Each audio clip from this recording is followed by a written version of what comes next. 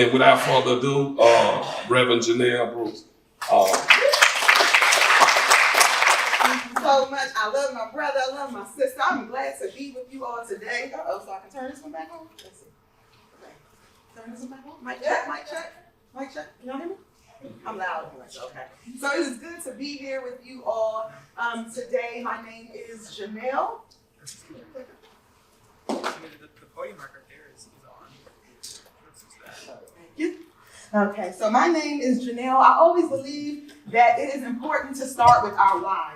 This is my family. So the reason I'm passionate about this work actually started with my son's dad. This is my son in the front, who's like right there. I have the youngest one, the baby one, who looks the youngest. His dad was addicted to drugs, in and out of the system. He used to get 30 days, 90 days, 60 days. He never got the drug treatment and the help that he needed. My son is now 21 years old and does not have a relationship with his father because of this. 5 out of 7. I am one of 7. So I have 6 brothers and sisters. Out of 7 of us, 5 of us have been arrested, including me. As Black folks, as Black men, 1 in every 3 Black men, as we know, has the probability of facing the system compared to 1 in every 17 white men. This is my why, because this is our reality. And no matter what we did, under no circumstance would we deserve to be treated as a slave. I am a free Black woman. I was born free, and I plan to die free. But when we allow the 13th Amendment and the language of slavery as punishment for a crime to remain in our national constitutions and our state constitutions, we are literally allowing the foundation for inhumane treatment, evil to be prevalent and to continue to go on. And it's not okay. And so many people say, oh, well, the language is just symbolic, but the language is not symbolic because our actual prison systems were built on the idea of enslavement.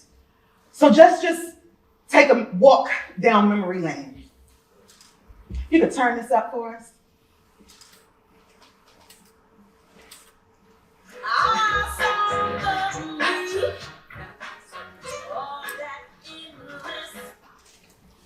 By the turn of the 18th century, European merchants were building vessels capable of transporting hundreds of enslaved people per journey. These ships had extra portholes for ventilation, weapons mounted on deck in case of rebellion, and additional compartments added below deck to take on more human cargo. Before boarding the ships at African port cities, enslaved people were stripped of their clothing and remaining possessions and had their heads forcibly shaved. During boarding, which could take weeks or even months, enslaved people lived on the deck of the ship in a temporary wooden house constructed by the crew. The crew also installed netting around the deck of the ship, designed to catch those enslaved who might opt for death over forced servitude. Once moved below deck, enslaved people would find themselves stuffed into compartments with ceilings as low as 4.5 feet, where they would spend most of their voyage. They were segregated by gender and age. Adult men were kept separately and shackled in pairs. Women usually left unchained in their designated compartment, and children often free to move about the ship. There were no sanitary facilities of any kind. Enslaved people were forced to relieve themselves where they sat, creating hellish conditions when combined with the heat and lack of ventilation below deck. Disease was rampant. Dysentery, malaria, yellow fever, smallpox, measles, and influenza ravaged the enslaved and crew members alike. The enslaved people generally spent about 8 hours a day above deck, but were still separated by gender, with a barricado, a reinforced wall that could be used to protect crew members in case of a revolt. Enslaved people were also subject to forced exercise, which sometimes included dance and song for the entertainment of the crew. Enslaved captives deemed disobedient were tortured and beaten, usually whipped with the especially cruel cat-o'-nine tails, a tool designed to inflict maximum pain. Enslaved people who refused to eat their typical meal of rice and beans were forced to do so, sometimes with a speculum oris, a medieval tool used to force open a person's mouth. Women, while usually left unshackled, were raped and sexually abused by members of the crew, sometimes arriving in the New World, carrying the children of their attackers. But it was the women, using their minuscule freedoms, who would often coordinate mutinies against their captors. But these rebellions were rarely successful. The true extent of the horrors of the Middle Passage came to light in a 1783 court trial over the slave ship Zong. The Zong left present-day Ghana in August of 1781 with 442 enslaved on board. After a 2-month journey riddled with navigation errors, 62 enslaved people and 7 crew members had perished without reaching their destination. Disease was spreading throughout the ship, and fresh water was running dangerously low. Captain Luke Collingwood was afraid of the financial cost of more deaths. Enslaved people that died of disease were not covered by the ship's insurance, but the enslaved who drowned were. Collingwood ordered approximately 130 enslaved people thrown overboard. He claimed it was necessary to do so to halt the spread of disease. At the trial between the Zong's owners and their insurance company, the owners argued that because it was legal to kill sick animals for the health of a ship, it was legal to treat enslaved people the same. The court agreed with the ship's owners, but the trial itself exposed the horrors aboard the Zong, and its story was republished by British abolitionists with the name of the ship redacted, meant to show that this tragedy could happen on any ship transporting enslaved people across the Middle Passage. 24 years after the Zong trial, the international slave trade was outlawed in both Great Britain and the United States. It would take England an additional 26 years and the US another 58 years plus a civil war before the practice of slavery was officially abolished. The horrors of slavery, enslavement that we know about, but it's critical for us to draw the correlation between enslavement and the prison systems. And let's talk to each other. What were the similarities that you saw between the enslavement that occurred there in our prison systems of today? Force feeding. What else? Solitary confinement. Shackles. Profits over people. Raping. Disease. Dehumanization. Controlled segregation. Do we see how much our prison system is related to enslavement and the system of slavery in our country?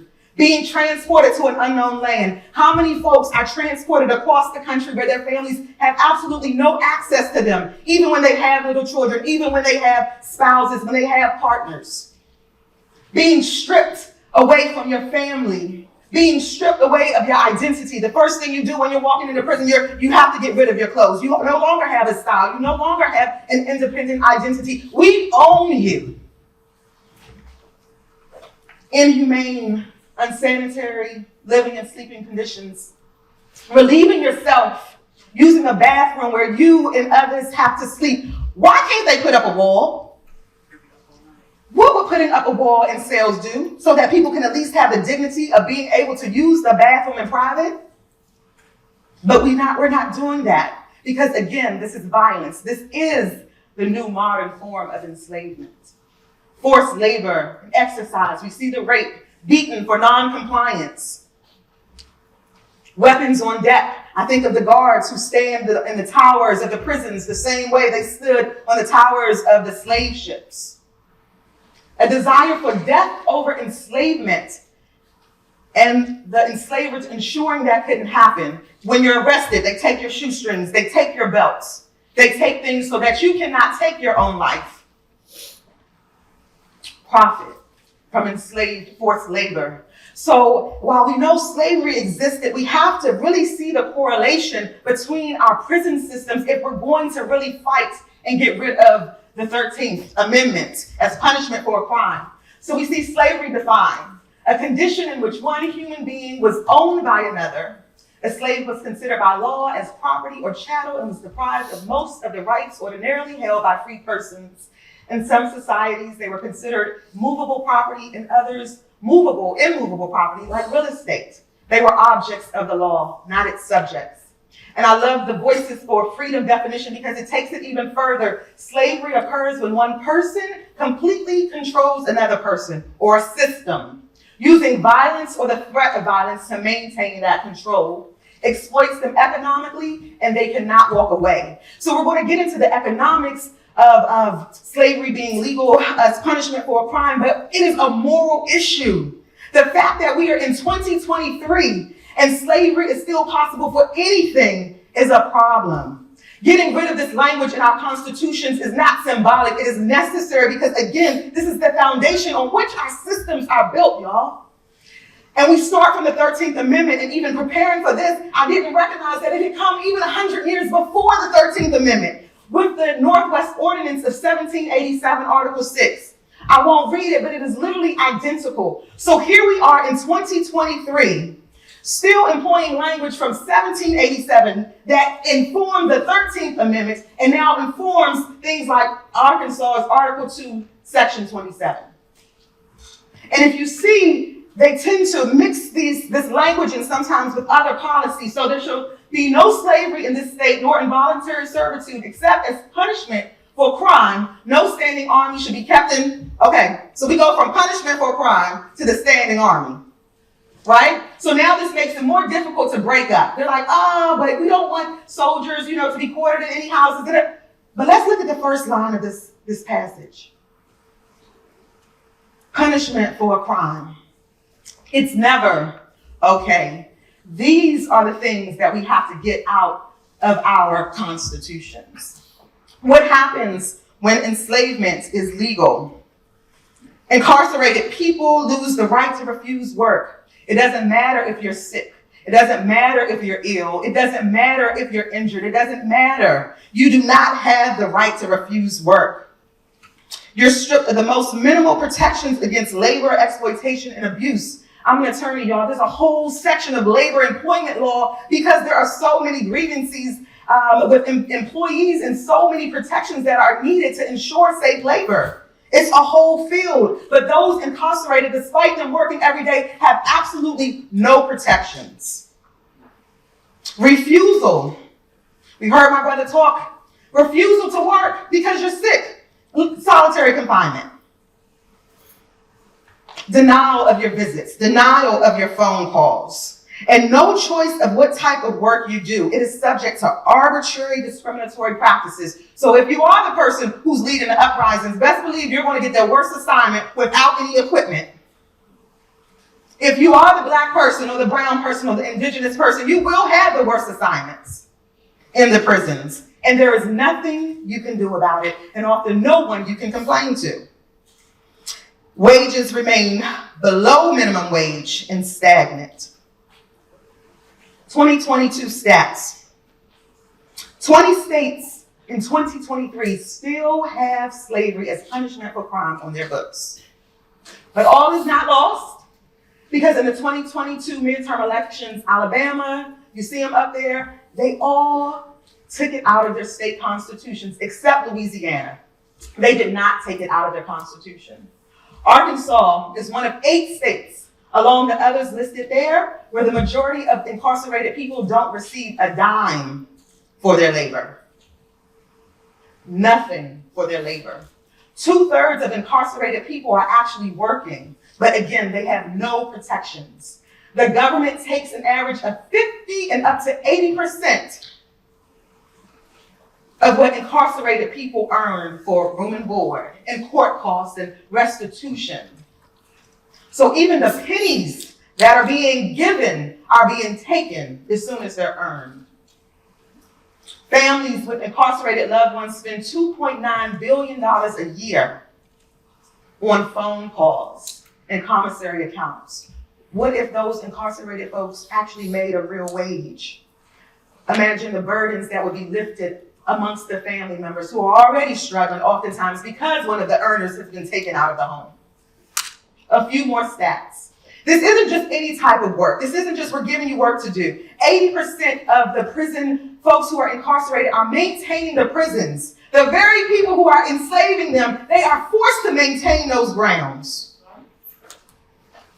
8% are assigned to public works projects, maintaining cemeteries, keeping our roads, constructing buildings. We're talking about real labor. We're talking about trained labor. We're talking about labor that people get paid $20 and $30 and $40 and $50 an hour to do. 30 states explicitly include incarcerated workers in their emergency plans. People are dependent on incarcerated workers' labors, but yet we don't want to give any protection and we don't want to give pay. Make that make sense. Less than 1% of workers are assigned to work for private companies, which is where more money actually is. It's still not sufficient, but that's when you see the $3 an hour or the $4 an hour, which is much more than the 10 cents an hour. But then they ensure that the amount that they deduct is the maximum because they know they're the ones earning more. Incarcerated people do most of the prison labor, and yet the prison gives them less than 1% of the budget to pay incarcerated workers, but 66% goes to prison staff. This is a map of the ACLU of the minimum wage in dollars per hour. So if you see Arkansas is at 0, they don't have to pay folks. You can just take a look at that map. We're talking about pennies for fighting fires, for maintaining lawns, for mopping floors, for washing dishes, for maintaining roads. According to the ACLU, 70% said they were not able to afford their basic necessities. 64% said they felt concerned about their safety while working. Incarcerated workers are not provided the PPE equipment that other workers are provided. 70% said they received no formal job training, but yet you will be punished if you don't do your job correctly or to the standards in which they're asking you to. 76 report being forced to work or face additional punishment. Does this sound like enslavement to you? 2 billion in goods is what incarcerated workers generate. $9 billion. $9 billion worth of prison maintenance service. Can you imagine what would happen if that money, even minimum wage, was allowed to go into the incarcerated workers' pockets? When folks are released, they actually have something to live on. They actually have something, at least for about a month or two, until they can get it together. Something, y'all. You can't save any money when you're making 20 cents an hour and they're taking 80% or 50% of your wages. An average of 13 and 52 cents per hour for this work. So what are our goals? Our goals have to be to push state and federal lawmakers and prison authorities to eliminate laws and policies that punish incarcerated workers who are unable or unwilling to work. We have to guarantee incarcerated workers the same labor protections as all other workers. Guarantee incarcerated workers protections from discrimination and speedy access to redress when their rights are violated. And raise incarcerated wages to federal and state minimum wages. This is only possible if we don't have that language, because when you're enslaved and if you can own someone and they're your property, you don't have to pay them. How do we get it done? Stories are so important. We have to continue to tell the stories. We have to continue to help people connect the correlation between the prisons and enslavement. We have to unite with others who are committed to abolition and even reform and connect these issues. These are not separate issues. This is not, again, just symbolic. We need to study the methods of the 4 states that were just successful in their ballot measures. Remind folks that they are on the wrong side of history and don't want to be the last to do what's right and what should have been done a century ago. Remember that words matter, language matters. We were just talking about once you start to think things, you start to speak them. Once you start to speak them, you start to live them. We have literally said our kinfolks who are incarcerated are slaves. How many of us have sped before driving? How many of us have ever broken the law? Crimes. Our Constitution says we can be enslaved for that. But what's possible when we change this? Dignity in work is restored. The fact is, most folks, they actually do want to work. But can we get some dignity in our work? Can our work actually be honored? What would it look like if you had a choice, if you actually had job training, if there were protections? There would be dignity in work. Legal challenges concerning labor conditions in prisons have more of a chance at success. So once we change these constitutions and there's no longer a provision that allows for enslavement, you can't treat people this way. But as long as we have this on our books, it is very hard to challenge. And we're seeing it now in Colorado. 2 brothers filed a suit alleging that the state, let me just read that, alleging that the state forced them to work despite their health conditions, and in doing so violated the ban on slavery and involuntary servitude in Colorado's Constitution. They are asking the courts to allow for a class action lawsuit so that the other incarcerated people can join this action. But for Colorado, removing this language out of their Constitution, they would not have had the ability to use this to challenge this. So these brothers had COVID, and one was still dealing with the symptoms. They had absolutely no mask protection, and they were like, we can't go back to work. And the other one, they wanted to put him back in a place where people were still having filled with COVID with no protection. And this is why they were suing. But do you see, they're now able to do a class action suit because now we have 30 other places who have taken the punishment, slavery as punishment for a crime, off the books. So now we're not alone. So just as we were talking about people being able to unite, when we start to do this and we change the language, we are able to bring these legal challenges that we cannot do as long as the language stays on the books. Another district court judge ruled in October 2020 that threatening isolation and physical punishment for not working may be considered unconstitutional. Again, because that is related to enslavement, that is notion of property, but that taking away privileges or earned time may be allowed. So they're now appealing this case, but it was a half win because of the changes to the Constitution. What else happens? There's less injuries because folks are actually trained. There's less deaths due to hazardous conditions. Folks are often dealing with hazardous waste and not given protections. And we know that these things lead to cancer. We know that they lead to illnesses. We know that they lead to devastation in our bodies long term. And it also creates the foundation. I am not naive to think as soon as we get this off of our books, all of a sudden the prison wages are going to be raised to minimum wage. But it creates the foundation for us to then begin to advocate for that, which in turn will change the lives of incarcerated people and their families. It's possible. The difference between systems that are not based on enslavement.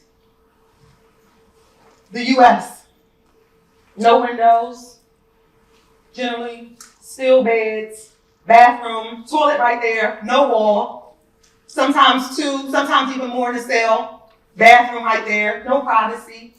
Let's look at Norway. Nice little desk, a chair with cushion. I see a guitar hanging.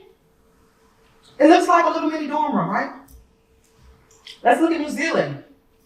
Notice it's not necessarily a door, but you see the plastic on the bathroom? Privacy. We can roll this down, and the toilet is behind the wall so that you have a little bit of dignity while you're handling your business. The beds are different. The room is different. This isn't metal because their systems are not based on slavery as punishment for crimes. Scotland. Again, all of these things are possible when we remove the language out of slavery, out of our Constitution. But as long as we continue to keep that language in our Constitution, we will continue to see the inhumane treatment. So we have to do the policy work, you all. Our policy work has to come with it. We have to change the actual laws. And I love this quote from Bianca Talek that says, if you can't unequivocally finish the sentence, slavery is okay when, then you must believe in ending it in every single circumstance for everyone. There is no reason that anyone should be deemed anyone's slave. It is 2023. It is inhumane, it is evil, and it is unjust. And I just want to leave us with this song, Freedom. And I ask that we just raise our fist in the air. And if you could turn this up for me. For those that we lost, turn it up for me just a little bit more. Those that we lost in the transatlantic slave trade, those who chose death over enslavement, our kinfolks who are still incarcerated, as we remember the conditions, remember our kinfolks, remember our sisters, remember our brothers, remember our fathers, remember our sons, our daughters, our neighbors. It's time that we remove this language from our constitution. It is time. Somebody shout freedom. Thank you all so much.